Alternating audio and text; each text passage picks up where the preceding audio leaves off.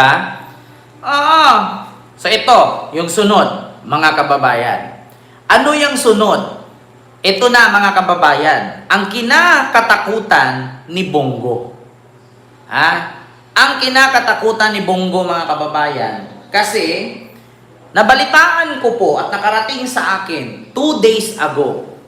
Pagkatapos daw na sabi ni Boying Rimulya, mga kababayan, wait lang po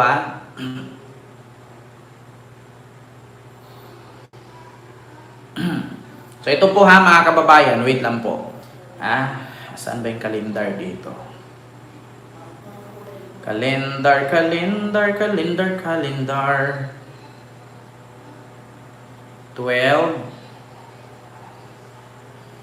So ito mga kababayan.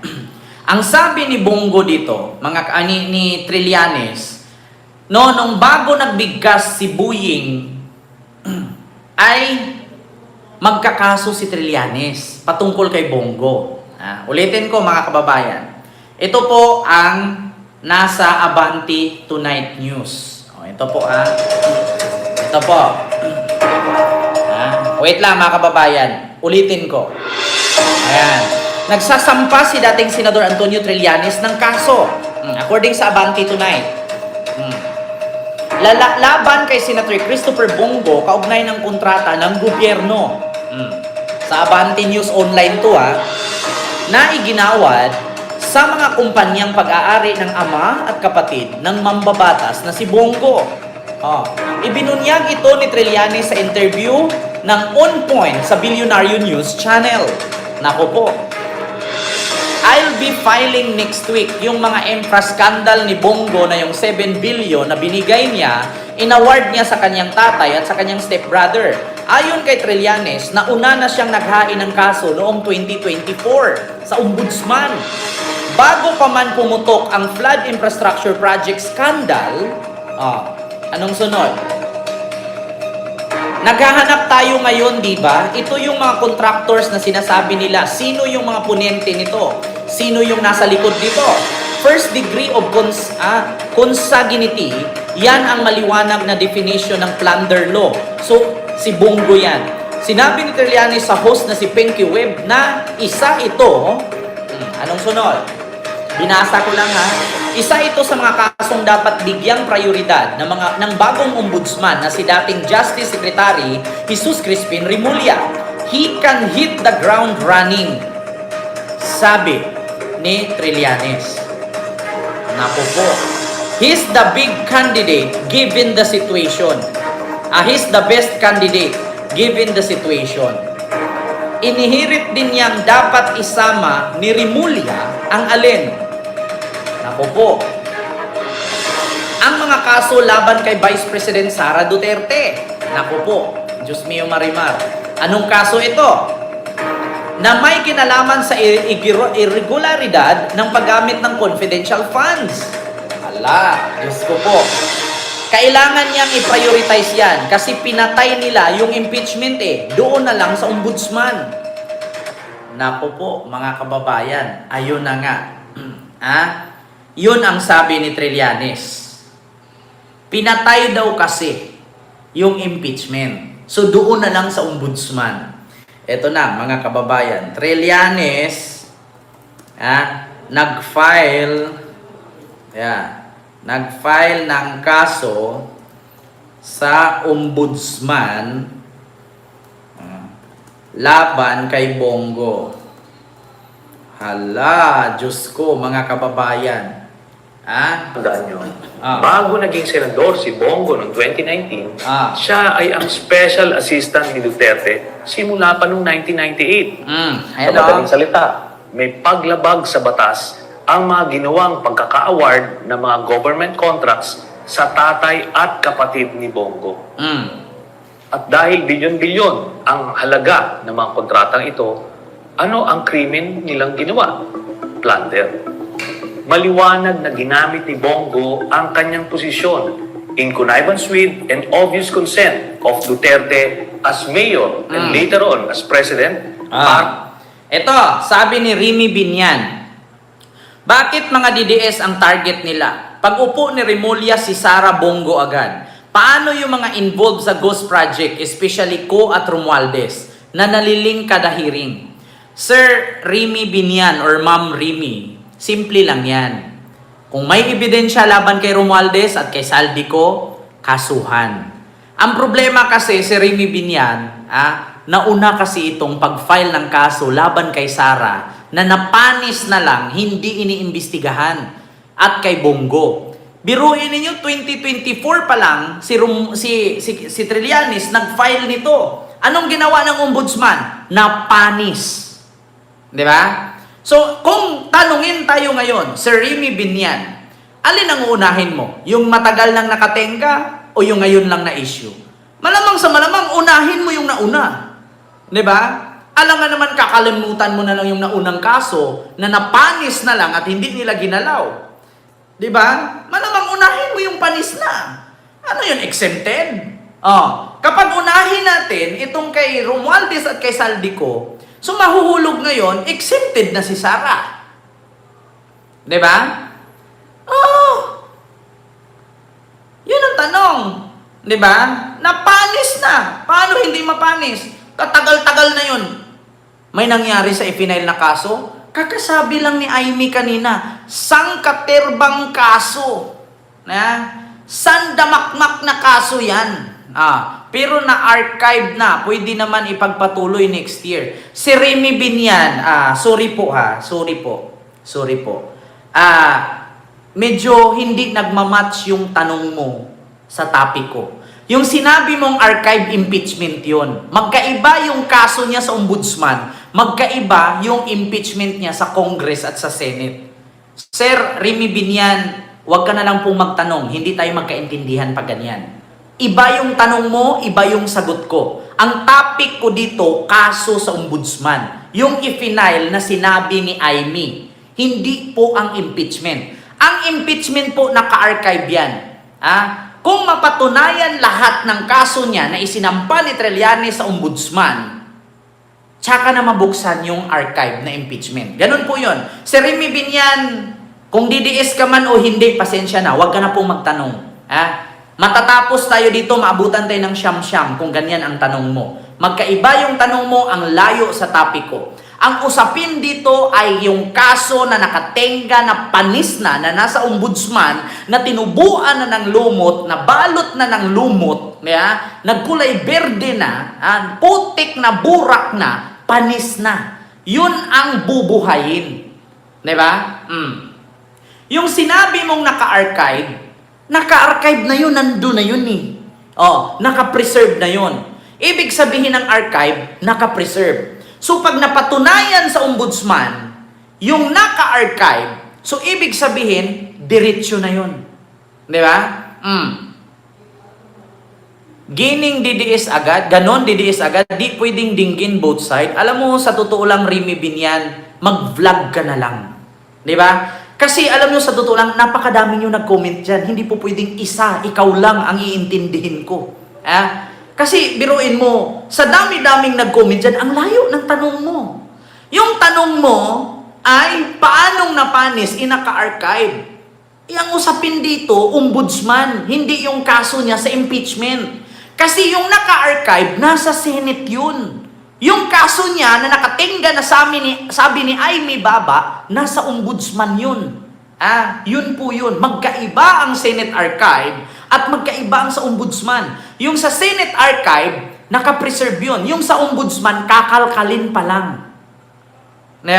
Ganun lang yun, Sir Remy Binyan. At saka, take note, ngayon ko lang nabasa yung pangalan mo. Kaya sorry kasi sa mga ganyang tanungan kasi, alam nyo, ganito yan ang kawatan, kapatid ng magnanakaw yan. Diba? Kung hindi mo mag-gets yung isang salita, talagang mapag-isipan kang DDS ka. DDS lang naman ang hirap paintindihin Diba? DDS ang mahirap paintindihin. Tignan ninyo, si Remy Binyan, sa dami-dami nyo dyan, ikaw lang nag-iiba. Hindi ka sumasang-ayon. Lahat sila nakakaintindi, ikaw hindi. Diba? Ang layo-layo. Yung usapan natin dito, yung kaso na napanis sa ombudsman na hindi ginalaw ni Martires. Tapos napupunta ka, paano na panis naka-archive? Putang ina. O, hindi ikaw minura ko ha. Expression ko lang to. Putang ina. Ang layo po ng archive sa Senate impeachment sa kaso sa ombudsman na nakatenga. Ganon yun. Di ba? Ganon yun. Kasi may kasabihan kasi tayo, mga kababayan. Ganito ha. Huwag kang magalit sa akin, si Remy Binian. Huwag kang ma-offend sa sasabihin ko. Ha? Ang sakit kasi ng mga DDS, ganito yan. Kapag ibang tao sangkot sa korupsyon, putang ina, dadakdakin nila yan, titirahin nila yan. Pero kapag ang tao na sangkot sa korupsyon ay kaalyado nila, putang ina, kakalimutan nila yan. Di ba? Kakalimutan nila yan. Pinaka-dangerous ang korupsyon. Kaya kapag may nakita sila na tao na hindi nila kaalyado, sangkot sa korupsyon, putang ina, dadakdakin nila yan. Titirahin nila yan araw-araw. Pero pag kaalyado nila na sangkot sa korupsyon, putang ina, wala kang maririnig dyan. Wala kang maririnig. Di ba? Kaya ngayon, kung hindi ka man DDS, kasi hindi naman kami tanga dito eh. Bakit ang sabi mo agad, Romualdez at Saldico? So sa madaling salita, DDS ka. Bakit? Romualdez at Saldico ang binigkas, DDS yan. Bakit hindi mo bigkasin dyan si Chis Escudero? Mas malaki ang kanyang insertion kaysa sa pagbintang kay Romualdez na wala pang napatunayan. Sige, si Remy Binian, tanungin kita. Do you think meron ng ebidensya na tumanggap si Romualdez ng magkano? At sino ang tao na naghatid sa kanya? May na-file na ba kay Romualdez? Tanungin ko kayo. I-comment ninyo ngayon sa aking live na merong nag-file ng kaso laban kay Romualdez. Maskin si Sarah, wala eh. Wala. Sinong tao nagbigay ng kickback kay Romualdez? Sinong nag-file ng kaso laban kay Romualdez? Wala, di ba? At bakit mo ngayon tinutumbok si Romualdez at si Saldico samantalang si Chis Escudero nakasuhan na, si Jinggoy Estrada, si Jewel Villanueva, si Nancy Binay, si Bong Revilla, bakit hindi mo tinutumbok na may mga kaso na sila na na-file na? Bakit doon ka dumiretso kay Romualdez na wala ka namang nakitang may i-file? Bakit? May nakaso na ba kay Romualdez? Ano ba ang kinaso kay Romualdez? Sino po ba ang complainant? Kala, sa totoo lang si Remy Binian, naiintindihan po kita, DDS ka. Huwag ka nang magpalusot. Ganun ba? Porkit nagtanong ako, DDS agad. DDS lang po ang utak ganyan, sir. Hindi kita minumura ha, pero nakakaputang ina, sir. Hindi po ako baguhan sa ganito. Sa araw-araw ba naman ako nag-live, hindi ko maiintindihan yung utak DDS? Ganito, speaking of DDS, ang bilis ko maka-catch up, di ba? Pakinggan mo, sir, ganito ang utak DDS, sir. Merong DDS na talino at merong DDS na bobo. Hindi ko sinabing talino, nagtatalin-talinuhan lang. Kita mo to, sir, tignan mo. Ipakita ko sa iyo ang kaibahan ng DDS na bobo at nagtatalino-talinuhan. Patungkol ito sa bigas. Kita mo ha, wait. Asan yung volume nito? Ito, bigas to, sir, bigas. Pakinggan mo, sir. Malingog to na, guys. Subukan ko sa mong barangay hall, guys. Tingnan mo utak ni DDS, sir, ganito. Nakadawat namin o tapang ikan sa nasyonal, gini. DSWD box yan, ha? Basta, sa DSWD? Ito, sir, Remy Binian. Tandaan mo, puro DDS yan. Yung isang DDS, literal na bobo, at yung isang DDS, nagtatalino-talinuhan. Pakinggan mo. So, mo na gihatag ni BBM. Aton tanawon kung sa'yo sulod, ha? Bagong Pilipinas. Family food pack. Ay, tinugod gini ilang gingon. Ang bugas ni BBM na murag halublak. Parang halublak daw yung bigas. Matigas daw. Gahit, bigas. Matigas daw yung bigas. Grabe ni bugasa. Parang halublak daw. Hindi man ni madugmok ang bugas. Paano madurog yan? Naka-vacuum yan, tanga. Ay, grabihan yung bugas sa guys. Mura kalublak. Pakinggan nyo. Yung isang DDS mag-react dyan. Ang tigas daw ng bigas, oh. Mura kalublak guys. Parang halublak daw yung binigay. Ito bang nagsigig reklamo nga gahe kayo ang bugas nga gipanghatag sa DS? Gahe yung tinuod. Matigas daw ang bigas. Bato. Pero inyo lang ablihan, Bubuksan daw, bubuksan. Isiyok na. Pero tinahumuka. Malambot na. Mo lang mo ingon na son panghatag nga gahe. Nigabli niyo, hurot na kayo. Diba? Salamat kayo sa pagtanaw. Ganyan ang utak DDS. Kita ninyo? Ganyan ang utak DDS.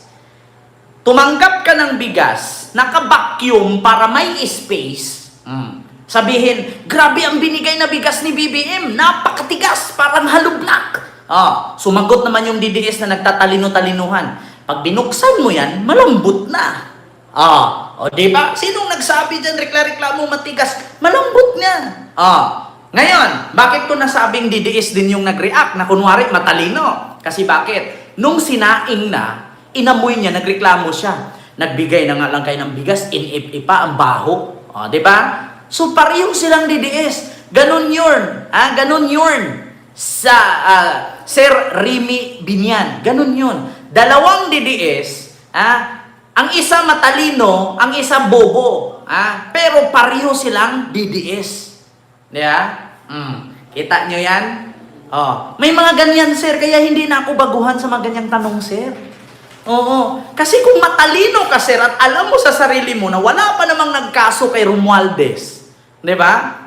Bakit tinutumbok mo agad si Romualdez? Kasi tatanungin kita ngayon, sir, sino po bang nag-complain kay Romualdez na sangkot siya sa korupsyon sa DPWH, sir? Sino po ba? Magkano po ang natanggap niya, sir?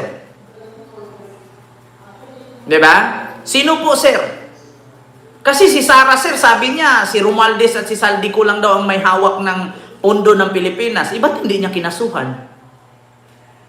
Kasi pagkakaalam ko, sir, walang nag-file ng kaso laban kay Romualdez. Pero bakit si Romualdez ang tinumbok mo at si Saldico? Si Saldico, totoo, may kaso. Ba't idadamay mo si Romualdez? DDS lang. Ang galit kay Romualdez. DDS lang ang galit kay Romualdez. So ngayon, sir, ibig sabihin, DDS ka nga. Hindi mo na, ako, sir. Hindi mo na ako maano, sir. Hindi mo ako maloko sa ganyan, sir. Kaya nga sabi ko sa inyo, kita nyo, si Bongo, isa yan sa kinakatakutan ni Bongo ngayon. Yung 7 billion or almost 7 billion na inaward ni Digong sa kanya, na tinanggap ng tatay at stepbrother niya, ang Alfrego Builders, na tumanggap ng 360 or 260 million project, at yung tatay niya na CLTG Builders, na tumanggap ng almost 7 billion project sa buong Davao Region. So yun po yung ipinail ni Trillanes, no, noon pang 2024, at binuhay niya ulit ngayon nung si Boying na ang ombudsman. Kaya isa lang masasabi ko, ran sararan, ran bonggoran. Tago ba to? Tago na. Di ba? Ganun yun. Kaya sa totoo lang mga DDS, wag po kayong magtangkang sumugod sa akin. No? Kasi bakit? Kahit pa 3,000 plus kayo dyan, nakikita ko yung comment na mali. Ang dami yung comment yan, nababasa ko yan. Lahat, hindi ko manabigkas, nababasa ko yan. Bakit? Dalawa monitor ko, ayan sa screen, at nandito sa cellphone, nandito pa sa iPad. Andun pa sa TV, kalaki-laki, nakikita ko. Diba? Kaya imposibleng hindi ko mabasa lahat. Diba? Sabi pa niya, grabe makakonclude. Kaya nga nandito to her both side, anong perspective nyo? Salamat po. Alam mo si Remy, sino bang unang nag-conclude sa atin? Di ba ikaw? Di ba sabi mo kanina? Bakit unahin yung kaso ni Sara? Si Romualdez at si Saldico hindi nyo inuna? Tapos ako sabihin mo, nag-conclude? Ikaw nga yung nag-conclude Di ba? Sino bang unang demand na unahin ang kaso ni Romualdez at ni Saldico kaysa kay Sara. Di ba ikaw? Ako nag-react lang naman ako kay Trillanes. Alam mo, sa totoo lang, sir, wag na sir, wag ka na makipaglaban, sir. Wala kang pinagkaiba sa mga vlogger ng DDS. Ganyan din mga utak ng mga vlogger ng DDS. Ganyan utak ni Marlica, sir. Oo. Kunwari ngayon, may alam, tapos pag hinanapan mo, walang may pakita kasi galing lang sa puting ahas. Putang ina, walang ganun. Sir, walang nagko-conclude, ikaw lang. Ikaw nga yung unang nagsabi, bakit hindi unahin si Romualdez at si Saldico? Kaysa, bakit unahin niya kay Sara? Nauna po kasing i-final yan kay Sara, sir. Nag-conclude ka kaagad. Wala naman ako sinabi, si Trillanes naman yung nagsabi. Kita mo yan? Naku, Diyos mio marimar. Alam nyo, sa totoo lang, mga DDS, mag-file kayo ng kaso laban kay Romualdez, mag-file kayo ng kaso laban kay Saldico. Kasi talo kayo sa huli eh. Bakit? Puro kayo sisi kay Romualdez, puro kayo sisi kay Saldico, puro kayo sisi kay PBBM. Samantalang si Sara ang may complaint. Si Trillanes. Alam niyo, sa totoo lang mga DDS, matatalo kayo eh. Walang patutunguhan yung sigaw ninyong magnanakaw si Marcos, magnanakaw si Saldico, magnanakaw si Romualdez. Kasi bakit? Hindi po makukulong yung tatlo na yan kung hindi kayo mag-file ng kaso laban sa kanila. Ang problema kasi si Sara, may complainant si Trillanes. Kaya kung magtanong kayo bakit unahin si Sara, kasi may nag-complain laban sa kanya. Ngayon, kung gusto yung unahin si Romualdez at si Saldico, di mag-complain kayo. Mahirap ba intindihin yan? Ang problema kasi sa inyo, sa social media kayo nagwawala. Wala pong hustisya sa social media. Ang hustisya nasa ombudsman. Nasa korte, wala sa media. Kung meron kayong nakitang pagnanakaw ni Marcos, i-file ninyo sa ombudsman. Kung may nakita kayong pagnanakaw ni Romualdez, i-file ninyo sa ombudsman para maimbestigahan at mapakulong kung mapatunayan. Huwag kayo sa social media. Hindi po ito korte. Ito po ay media. Tapos ngayon magtataka kayo bakit si Sara pinag-initan. May complainant eh. Di mag-complain din kayo laban kay Marcos. Tapos. Problema ninyo, kaya si Sara iniimbestigahan kasi may kaso, ulitin ko. Sa mga DDS po, na nagsabi bakit si Romualdez hindi ikulong, bakit si Bongbong Marcos hindi ikulong. Paano nga ikulong kung wala namang nagkaso sa kanila?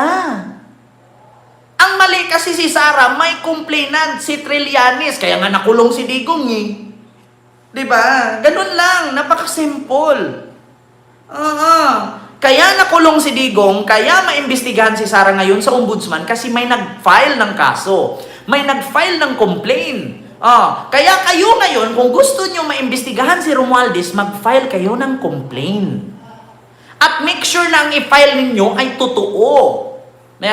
Hindi yung peking witness na naman katulad kay Gutesa, na hanggang ngayon hindi na nagpapakita. Diba? Ang hirap pa intindihin ng mga DDS. Tapos yung pinaglalaban nila, isa sa ilalabas nila sa social media. My God, wag ganun. Wag ganun. Diba? Gayahin nyo ako. Naglabas ako ng opinion, naglabas ako ng reaksyon, kumikita ako. Kayo sigaw kayo ng sigaw dyan social media, tapos yung followers mo, 2,000 lang, hindi ka kikita. Diba? Hindi ka kikita dyan. Diba? At least tayo dito, naglabas tayo ng opinion, naglabas tayo ng reaksyon, nakatulong tayo sa tao, kumikita pa tayo. Yan ang mahirap eh. Diba? Kaya mga DDS, ulitin ko. Ay, sorry. Sige na doon, Bella. Kung gusto nyo na maimbestigahan si Romualdez, si Saldico at si Marcos, ipunin nyo lahat ng pruweba, ebidensya na sangkot sila sa pagnanakaw sa Kaban ng Bayan. Pag-imbestigan yan, pag napatunayan, tapos kulong. Kasi si Sara may nakabinbin, no? Ulitin ko ha, ulitin ko. Wala pong nag-file ng kaso laban kay Romualdez at kay Marcos. Puro lang sila rally. Wala kayong mapapala dyan sa rally. Di ba? Pero ito, mga kababayan, si Bongo, Si Sarah, may mga nagko-complain sa kanila. Ito. Para makinabang ang kanyang pamilya. Kaya naman pala sinabi ni Duterte sa isang press con na bilyonaryo si Bongo. Kasi bilyon-bilyon na pala ang ninakaw nila sa Kabanabayan. Bongo intervenes. Alam mo, hindi ako mag-ibang pero bilyonaryo to. Sa totoo lang. Putakin dapat, tanungin niyo kung sino yan. Bilyonaryo si Bongo, tapos taga-bitbit ng tubig, taga-punas ng pawis ni Digong. Ngayon, tanungin ko kayo mga kababayan, do you think kung bilyonaryo ka, papayag ka gawing alila? So what is the use of your billions, kung taga-punas ka lang ng pawis? My God, bilyonaryo ako, dapat meron akong 3 bodyguard, meron akong 2 katulong with nurse pa. At meron akong driver, meron akong sasakyan. So bakit mo pipiliin na magpunas ka ng pawis ni Digong at taga-bitbit ng bag? My God! Do you think maniwala kayo? Ngayon, oo, kasi may power na siya, may posisyon na siya. Liliwanagin ko lang. As always, hindi po chismis ang basihan ng mga aligasyong ito. Galing sa COA at DTI mismo ang mga dokumentong nakalap namin sa investigasyong ito. Wala silang lusot dito. Naipakita natin ang isa na namang paraan kung paano mangurakot sina Duterte at Bongo. Sa iba't ibang ahensya ng gobyerno ay meron pa silang iba't ibang pinagkakakitaan. Ito ang pangako ko. Basta pag nawala na sila sa pwesto, ipa-file namin ang mga kasong plunder kina Duterte at Bongo base dito sa mga government documents na ito. Diba? Ayan, si Trillanes, nag-file ng kaso. Kaya kung maimbestigahan man si Sara ngayon, kung maimbestigahan man si Bongo ngayon, huwag na po kayo magtaka, may complainant eh. Ngayon, paano maimbestigahan si Romualdez, si Saldico, at si Marcos kung walang nagko-complain? Yun lang malaking tanong. Diba? So yun po yun. Huwag po kayo sa social media magngangak-ngak. Vlogger lang po ang gumagawa ng ganun. Diba? Kung talagang may malasakit ka sa bayan at kung sa tingin mo, nagnakaw si Romualdez, si Saldico, si Marcos, then go to court and file a case. Correct. Very correct. Hindi nyo ba naintindihan yan? Kaya nakulong si Digong kasi may kaso. Hindi yan makulong kung walang nagkaso. Kung hindi ba naman kayo bobo, literal talaga kayong bobo. Yun po yun. Ako po'y nananawagan sa mga DDS. Kung gusto nyong mapanagot si Romualdez, si Marcos, si Saldico, mag-file kayo ng kaso. Tapos ang usapan. Correct. Very correct. Diba? Mamarites Mosne. So yun lang po. Alam niyo, sa totoo lang, atonggang hilo po, sa mga DDS, itigil nyo na yan. Biruin nyo DDS ka. Pinanganak kang pangit, pinanganak kang bobo. Tapos mag-asawa ka, bobo. Tapos magkaanak ka, bobo. Mamamatay kayong lahat, bobo. Anong kinabukasan ninyo? Itigil nyo yan. Ibahin ninyo yung mindset ninyo. Kasi kayo yung, kaya nga sinasabihan kayo ng mga Chinese eh. Kaya minsan yung mga Chinese, sinabihan ng Pilipino, umaasa sa swerte. Kaya minsan, ibahin nyo yung mga mindset ninyo, mga Pilipino, kapwa ko Pilipino, utang na loob. Naaawa po ako sa inyo. Naaawa po ako sa inyo. Tigil nyo na yan, mga DDS. Alam nyo, tignan nyo mga Chinese. Halimbawa, ito, Vitamilk. Ang Chinese naniniwala yan sa swerte. Ngayon, sasabihin ko, halimbawa, si Ma'am Marites Ganutis, o Ganutise, o Mamilisa Ganutis. Mamilisa, kapag bilhin mo itong bote ng Vitamilk, mawawala ang malas mo kasi nandito ang swerte. Tapos gaganituhin ko. Gaganituhin ko. Sige, Mamilisa, bilhin mo to. Swerte to, mawawala ang malas mo. Ay ngayon si Mami Lisa, binili niya. So ngayon, magkano yan? 100. Binili niya. Kasi hihigupin daw dito ang malas. Sinong swinerte ngayon? Ako. Binili niya ang 100. Tapos yung bote, nanghihigop ng malas. Saan kayo nakakita na bote nanghihigop ng malas? Di ba?